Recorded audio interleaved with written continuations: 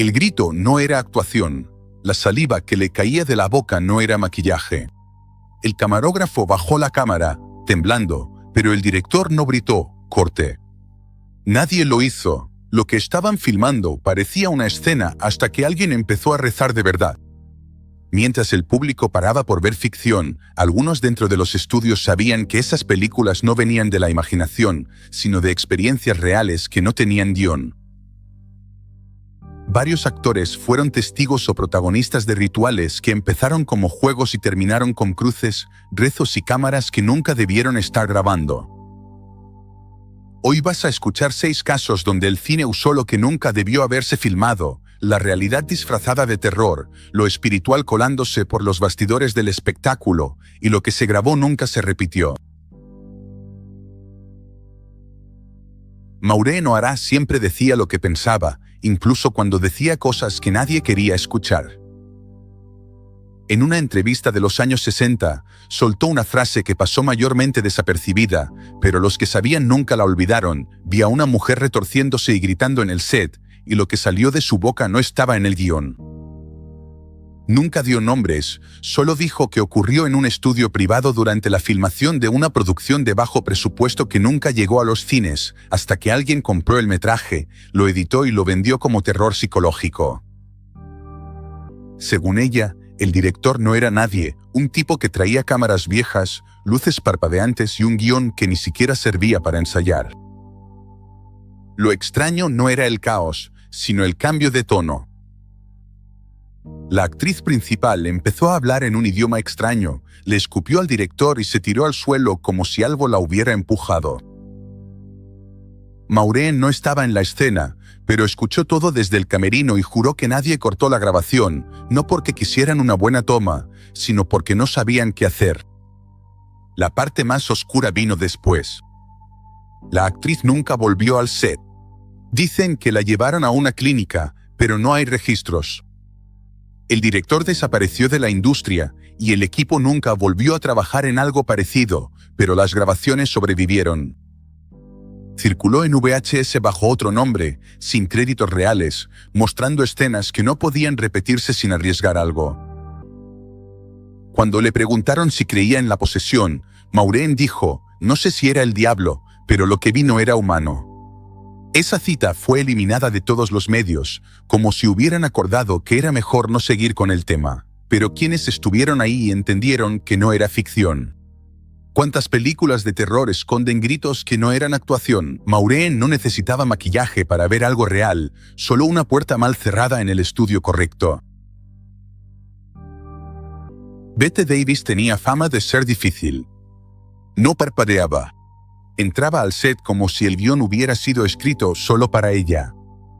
Lo que la mayoría no sabía es que a mediados de los años 50 asistió a un retiro espiritual organizado por un grupo de artistas, productores y sanadores en Los Ángeles. No era un culto, pero se le parecía. Se reunieron en una casa alquilada en las colinas, y lo que ocurrió esa noche nunca se escribió en ningún libro, solo quedó en cintas que supuestamente fueron destruidas, aunque algunos técnicos aseguran que todavía existen. La historia comenzó cuando una joven actriz empezó a tener episodios extraños, desmayos sin razón, hablar sola, reírse sin mover la boca. Nadie se atrevía a llamarlo posesión, pero Bette fue la primera en decir, eso no es psicológico.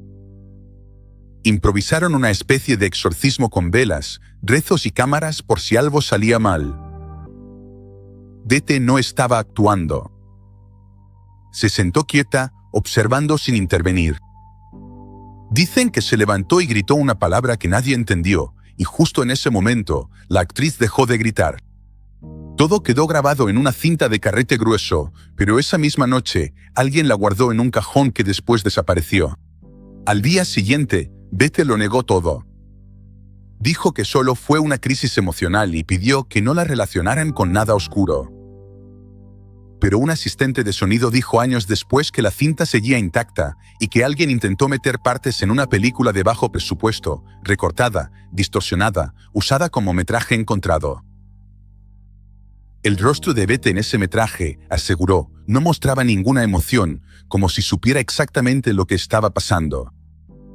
Ella no participó, pero tampoco se sorprendió, y eso fue lo que más asustó a quienes lo vieron, que alguien pudiera presenciar algo así y marcharse como si nada. Hollywood lo ignoró, los estudios lo enterraron. Pero dicen que fragmentos se usaron como efectos visuales en una producción olvidable. Nadie sabía que había sido real.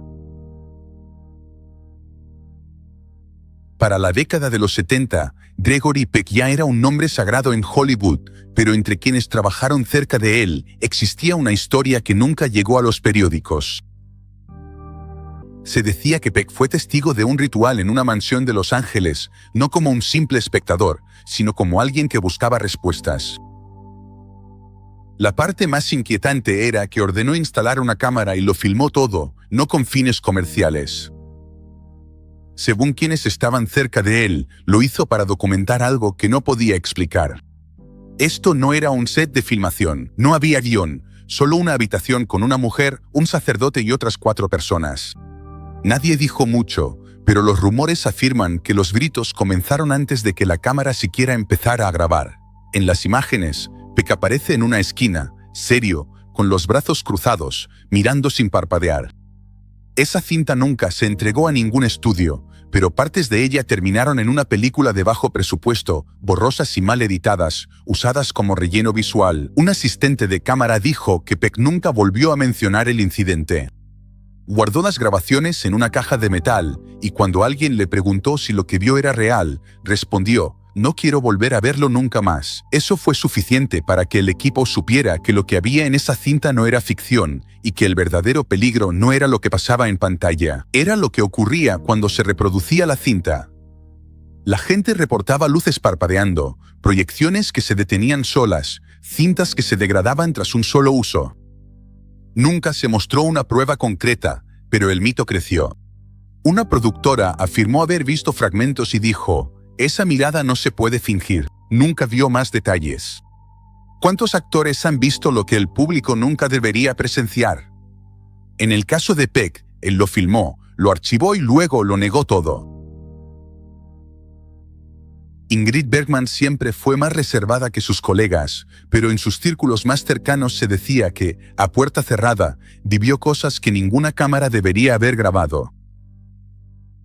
Años después, varios técnicos de postproducción afirmaron haber visto una vieja cinta sin créditos que mostraba lo que parecía un exorcismo en una casa europea. Y cuando miraron el rostro de la mujer en la grabación, todos coincidieron: era Ingrid.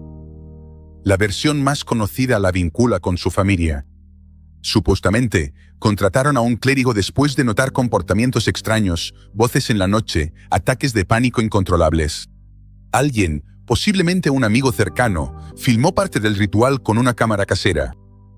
Lo que nadie sabe es cómo esa grabación terminó en manos de un editor que la transformó en una escena para una producción menor. Alteraron el audio, bajaron la iluminación y lo vendieron como ficción. Pero los movimientos, los gritos, la expresión, no formaban parte de una actuación. Una persona que trabajó en la edición dijo que, al revisar el material, hubo un momento en que Ingrid parecía hablar otro idioma con una voz completamente distinta a la suya. Nadie pudo doblarlo. Nadie quiso volver a grabarlo, así que lo dejaron tal cual. En el corte final, la escena fue etiquetada como inspirada en hechos reales, pero los detalles nunca se revelaron. Solo quienes vieron el metraje sin editar saben lo que realmente ocurrió. Bergman nunca habló al respecto, pero cuando le preguntaron años después sobre películas de exorcismos, respondió fríamente: «Hay cosas que no deberían mostrarse». Fue lo único que dijo y suficiente para dejar claro que había una línea que no debía cruzarse, aunque ya se hubiera cruzado. La parte más inquietante es que la escena todavía circula en copias piratas con audio distorsionado, imágenes alteradas y una presencia más perturbadora que cualquier efecto especial. Vincent Price era el rostro del terror. Voz calmada, mirada penetrante, siempre elegante. Pero lo que pocos sabían era que su obsesión con lo oculto no terminaba con el guión. En una reunión privada en una antigua casa de Pasadena, fue testigo y, según algunos, participante de un exorcismo real realizado por una amiga suya que era medium. No era una escena de película. Era un ritual con velas, símbolos tallados en el suelo y cámara Super 8 apuntando en silencio al centro. Los que estuvieron ahí dijeron que empezó como un homenaje medio burlesco al cine de terror, pero cuando la persona que se suponía iba a actuar empezó a gritar con una voz distorsionada y a golpearse la cabeza contra la mesa, nadie volvió a reír. Price no se movió, no ayudó. Solo observó y pidió que nadie dejara de grabar. Cuando terminó, hizo que el material fuera editado por un viejo conocido suyo que trabajaba en tráilers de películas de serie B. Lo que siguió fue peor. Partes de esa grabación terminaron en avances de películas de bajo presupuesto que usaban su imagen. Nadie podía distinguir que era real y que estaba montado. Pero una escena en particular, donde Price susurra algo al oído del poseído, se vio tantas veces en proyecciones clandestinas que se volvió un momento de culto. No había diálogo, pero esa mirada decía más que cualquier guión. Años después, cuando un periodista le preguntó sobre el metraje, Price simplemente sonrió y dijo, a veces, lo real necesita menos edición que la ficción. Nunca confirmó nada, pero esa frase quedó grabada en los foros de fanáticos del terror como una confesión disfrazada. Orson Welles era un maestro manipulando emociones tanto en pantalla como fuera de ella. En 1965, mientras filmaba un documental nocturno sobre rituales antiguos, se dice que presenció un exorcismo real en una iglesia abandonada, todo capturado en 16 milímetros bajo su dirección. No era una secuencia planeada, sino una ceremonia improvisada con lugareños y un sacerdote recomendado por los contactos de Welles en Europa. Testigos dijeron que la filmación duró más de 3 horas, con cánticos, gritos y golpes que los estremecieron hasta los huesos. Welles nunca gritó «corte». Mantuvo la cámara enfocada en el centro del ritual. Sin cortes, sin interrupciones. Ese metraje nunca fue acreditado. Nunca se estrenó como un documental propiamente dicho. En cambio, algunas tomas terminaron en una antología de terror de bajo presupuesto sin dar crédito a Welles. Un asistente dijo que, después de revisar el material, Welles guardó la cámara y nunca volvió a hablar del tema. Él creía que lo que capturó no estaba destinado al cine comercial, recordó el técnico. Pero de alguna manera, el metraje llegó al público disfrazado de ficción. Cuando años después le preguntaron sobre aquel exorcismo en su juventud, Welles respondió con voz cansada, «Hay cosas que el cine no debería tocar, si las captura». Fue la única pista que dio, y bastó para que el mito creciera. Las películas de terror son fáciles de disfrutar desde la seguridad de una butaca porque creemos que no son reales. Pero cuando el grito no está en el guión, cuando el cuerpo tiembla antes de que suene la claqueta, lo que ves ya no es actuación. Varios actores lo sabían, algunos lo permitieron, otros lo filmaron, y unos pocos nunca se recuperaron. Lo más inquietante no es lo que se grabó, sino lo que se ocultó, metrajes sin créditos, escenas editadas sin permiso, miradas que no necesitaban efectos especiales.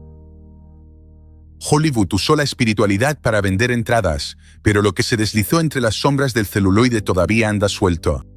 Si quieres más historias que nadie se atrevió a mostrar completas, suscríbete. Porque lo que se filma una vez no siempre es fácil de borrar. ¿Estás seguro de que lo que viste era solo una película?